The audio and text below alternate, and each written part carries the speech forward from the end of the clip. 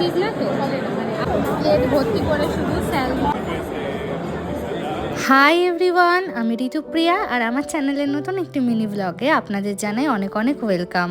আজ মঙ্গলবার আর সন্ধে এখন বাজে কিন্তু প্রায় 6:30। আমি আর অভিজিৎ রেডি হয়ে নিয়েছি, তার কারণ আজকে আমরা যাব ওর অফিসের কনফারেন্স ডিনারে।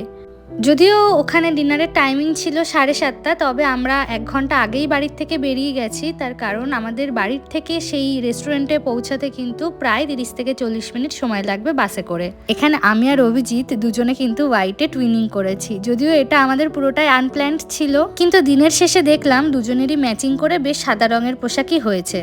এখন আমরা পায়ে হেঁটে যাচ্ছি ড্রেসারগেশন বাস স্টপেজে। ওখান থেকে আমরা প্রথম বাস নিয়ে যাব এলিসন ব্রুনেন। সেখান থেকেই